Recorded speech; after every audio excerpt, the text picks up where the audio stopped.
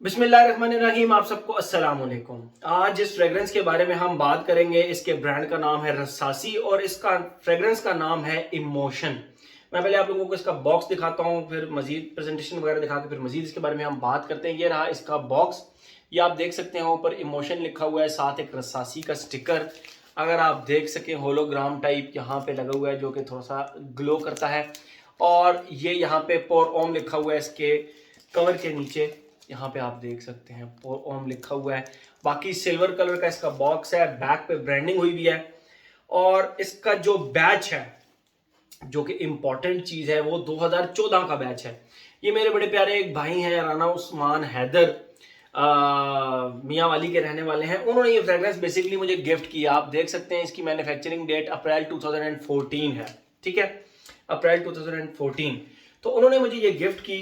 उन्होंने मुझे कहा, दिल भाई मैंने इसको एक बार लगाया है, चेक किया है, आप जरा ट्राई करें, बहुत ही कमाल की फ्रेग्रेंस है, ठीक है। अच्छा, इसके बॉक्स के अंदर ये पुरानी जिस तरह वो आया करती थी ना, एक रसासी का एक प्रॉपर पंपलेट आया करता था, उसके अंदर फ्रेग्रेंसेज आया करती थी। तो मैं इनमें देख रहा था कि इनमें एक फ्रेग्रेंस ये जो थी ना, एम्बिशन, ये मैं एक टाइम पे इस्तेमाल किया करता था 2017-18 में। ये जहाँ पे मेरी उंगली है, एम्बिशन नाम है इस फ्रेग्रेंस का। तो इसमें काफ़ी ज़्यादा पुरानी फ्रेग्रेंसेज की मुझे याद आई जो मैं रसासी की इस्तेमाल किया करता था। बहरहाल, तो ये बुकलेट और ये रही इसकी बॉटल। ये आप देख सकते हैं। एक जो छोटा सा प्रॉब्लम इसका बॉटल का जो है ना, वो बैलेंस कोई मुझे बहुत ज़्यादा मज़ेदार नहीं लगा, ठीक है। और बॉटम पे इसके एक डेंट सा है, काफ़ी अंदर हुआ है। और ये इस तरह की बॉटल है इसकी, बड़ी यूनिक शेप है इसकी। और ये आप देख सकते हैं, इसके ऊपर नाम लिखा हुआ इमोशन रसासी 100 ml उदिपफा ओम ओम, ठीक है। और ये इसका कवर है प्लास्टिक का, और ये इसका सिल्वर कलर का स्प्रे आप देख सकते हैं। ओके, ये तो हो गई इसकी बॉटल। बात करते हैं हम इसकी फ्रेग्रेंस के बारे में।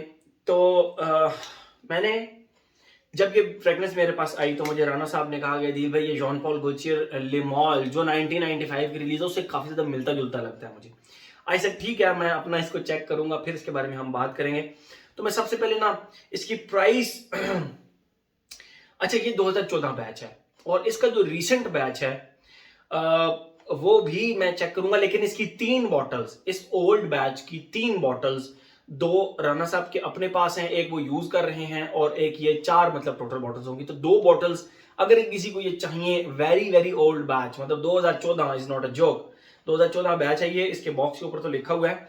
तो अगर ये किसी को चाहिए तो वो मुझे इंस्टाग्राम पे मैसेज कर सकते हैं, ये मिल जाएंगे आपको। और डिपेंड करता है, देखें अब मैंने एक कूल वाटर का एक रिव्यू बनाया था, डाविडॉफ का जो कूल वाटर था उसका मैंने रिव्यू बनाया था कि मेरे पास 2012 का बैच आया है। तो आप लोगों में से जिसको चाहिए, वो आज तक भी लोग मैसेज करते हैं, जबकि वो विद इन 2 और 3 मिनट्स, मतलब वीडियो आने के 2 से 3 मिनट के अंदर अंदर वो सेल हो गया था। तो आप लोगों में से जिसको चाहिए, प्राइस इसकी बहुत कम है मेरे ख्याल में। मुझे तो गिफ्ट मिला है, मैं बहरहाल पता कर लूंगा राना साहब से। मेरे ख्याल में कोई 4000 रुपये से नीचे नीचे का परफ्यूम है, 4000 या उससे नीचे नीचे का परफ्यूम है। मैं फिर भी चेक कर लूंगा, ठीक है। और इस प्राइस रेंज के अंदर भी एडवांस में बताता चलूं कि this is one of the best fragrances, ठीक है। क्योंकि एक तो ये ओल्ड बैच है, चला बड़ा जबरदस्त। बहरहाल, मैं सबसे पहले आप लोगों को ना इसकी फ्रेग्रेंस डिफाइन करता हूँ, फिर मजीद इसके बारे में हम बात करते हैं। बल्कि आज की मेरा सेंट ऑफ द डे भी यही था। और कमाल कमाल, अभी तक ना मैंने अपने हाथ पे लगाया था, मुझे अभी तक इसकी खुशबू आ रही है। मैं लगा लेता होता हूँ, गर्मियों सर्दियों दोनों में लगा लेता होता हूँ परफ्यूम, मुझे कोई प्रॉब्लम नहीं होती। जैसे ही आप इसको लगाते हैं, इसके स्टार्ट में आपको एक पिंक बबल, जो हम बचपन में खाया करते थे, पिंक बबल, स्ट्रॉबेरी बेसिकली वो फ्लेवर हुआ करता था, पिंक बबल प्लस कार्डिमम की एक प्रॉपर जो इलायची की खुशबू होती है, मीठी खुशबू, उसके छिलके की नहीं, उसके अंदर जो दानों की एक मीठी सी खुशबू होती है, वो पिंक बबल एंड इलायची के दानों की खुशबू इसके स्टार्ट में आती है। और अगर आप इसको लगाकर अपनी नोज के करीब नहीं लाएंगे तो आपको ये लिटरली हवा के अंदर जॉन पॉल गोल्चियर का लिमॉल ही लगेगा, ठीक है। लेकिन वो को 15-20 मिनट लगेगा सिर्फ। उसके बाद ये इसकी इसकी जो वो है ना फ्रेग्रेंस, वो शिफ्ट होती है। और वाकई ही ये प्रॉपर एक पिंक बबल गम और कार्डिमम की एक खुशबू आ जाती है। स्टार्ट में भी अगर आप इसको अप क्लोज खुशबू करेंगे, क्लोज वेरी क्लोज, तो आपको प्रॉपर फील होगा कि यार बबल गमी सी पिंक सी एक खुशबू है। और उसके साथ कार्डेमम की खुशबू आ रही है। लेकिन अगर आप इसको क्लोज नहीं करते तो इस तरह लगेगा जिस तरह आपने जॉन पॉल गोल्डचियर का लिमॉल लगाया हुआ है। उसका रिव्यू मेरे चैनल पर ऑलरेडी अवेलेबल है। उसके डिस्प्ले के ऊपर मैंने एक तस्वीर लगाई हुई है, मैंने कैप पकड़ी हुई है। तो उस वक्त दाढ़ी वाड़ी कोई नहीं थी, तो लोग मुझसे पूछते हैं दिल भाई ये किस की तस्वीर लगाई हुई है, ये किस मॉडल की तस्वीर लगाई? तो मैं कहता हूँ भाई ये मेरी अपनी तस्वीर है, बस उस वक्त दाढ़ी वगैरह नहीं थी। खैर, तो वो जॉन पॉल गोल्डचियर का लिमॉल ही लगेगा आपको। बहरहाल अदरवाइज स्टार्ट में इसके पिंक बबल और कार्डेमम की खुशबू है। थोड़ी देर के बाद ये बिल्कुल इस तरह फील होता है आपको जिस तरह एक सिनेमन पाउडर होता है। आप अपने किचन में जाएं तो जो सिनेमन पाउडर पड़ा होगा, दालचीनी का जो पाउडर होता है, उसके साथ आपको हल्की फुल्की छालिया की खुशबू आएगी। ड्राइड छालिया, ड्राइड सुपारी, या आप इस तरह कह सकते हैं कि जब आप अपने किताब में फूल रखते हैं ना गुलाब का, और उसको काफी अर्से बाद जब खोलते हैं तो उसमें से जो एक स्पाइसी सी, एक फ्लोरल सी एक खुशबू आ रही होती है, लेकिन वो ड्राई हो चुकी होती है।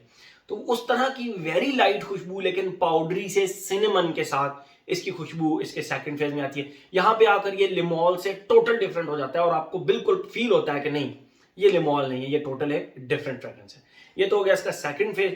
थर्ड फेज के अंदर जब ये पहुंचता है तो इसकी खुशबू बिल्कुल इस तरह होती है जिस तरह टिश्यू पेपर की खुशबू होती है, और उसके अंदर आपने एक प्रॉपर वनीला बेस्ड कोई बिस्किट या कोई वनीला बेस्ड आप बिस्किट, मैं बेसिकली बिस्किट ही कहूंगा, आपने बिस्किट को उसके अंदर रख के टिश्यू पेपर को खुशबू किया तो वो जो टिश्यू पेपर की एक वुडी सी खुशबू प्लस जो वनीला बेस एक बिस्किट की खुशबू आ रही है। तो बिस्किट भी कौन सा, आप किसी बेकरी में जाएं तो वहां पे बिस्किट्स वाला कोई सेक्शन बनाओ, तो वहां पे आप जाएं तो जो बिस्किटों की खुशबू आ रही होती है ना, वो बिस्किट की खुशबू टिश्यू पेपर के साथ होके एक वुडी सी टिश्यू पेपर की खुशबू उसके साथ मिल के आती है।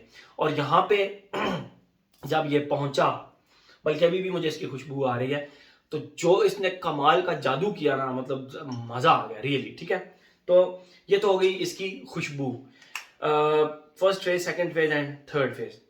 हाँ, थर्ड फेज में कहीं ना कहीं आपको बर्न्ड मैच स्टिक की भी हल्की सी खुशबू आएगी, लेकिन वो अप क्लोज खुशबू करने पे, मगर आप मतलब इस तरह इसको यूं करके खुशबू करेंगे तो बर्न्ड मैच स्टिक की खुशबू आएगी जो बेसिकली लवेंडर की खुशबू है।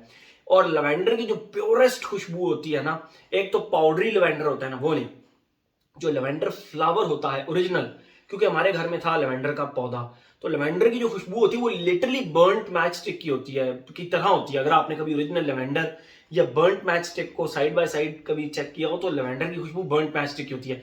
तो समहाउ इसमें लवेंडर की खुशबू आती है, लेकिन वो इतनी ज्यादा हवा के अंदर फील नहीं होती, अप क्लोज तो खुशबू में फील होती है।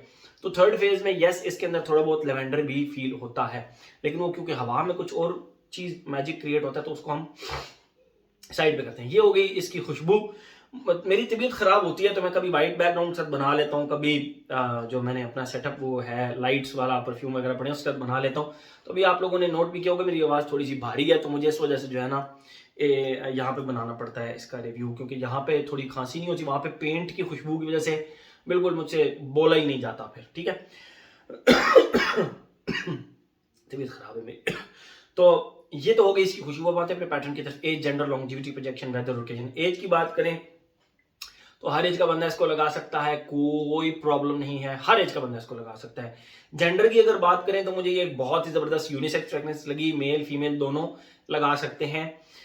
लॉन्जिविटी प्रोजेक्शन की अगर हम बात करें तो एक्सेप्शन, और वो ये कि ये 2014 बैच है। इसका रीसेंट बैच भी, मैं अगर खुशबू के लिहाज से बात करूं, अगर ये 5 घंटे भी लास्ट करे रीसेंट बैच तो भी बेस्ट है। क्यों? प्राइस बहुत कम है, इसकी प्राइस बहुत ज्यादा कम है, और प्राइस कम होने की वजह से ये खुशबू एक टोटली एक जबरदस्त किस्म की high and designer type fragrance लगती है। वैसे तो मैं आप लोगों को अपनी रसासी की हर वीडियो में बताता रहा हूं पहले भी कि रसासी एक नीश हाउस है, एक नीश हाउस की डेफिनेशन पे पूरा उतरता है। बाकी अगर आप परफ्यूमरी के अंदर पीएचडी किया हुआ है तो फिर तो मैं कुछ नहीं कह सकता, फिर तो नहीं।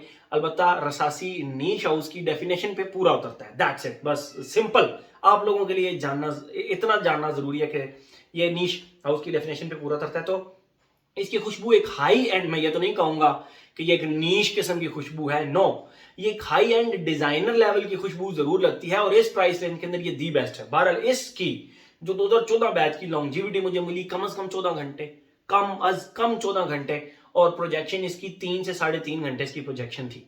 अब का मैं कुछ नहीं कह सकता। रिसेंट बैच का अगर बहुत भी हो या 6 घंटे भी हुई इसकी लॉन्जिविटी और 1.5 घंटा भी प्रोजेक्ट किया, तो फिर भी ये परफ्यूम अपनी फ्रेग्रेंस स्ट्रक्चर की वजह से मेरी तरफ से 100% रिकमेंडेड है। That's it. मैं इसके ऊपर मजीद कोई वो नहीं बात करूंगा, ठीक है।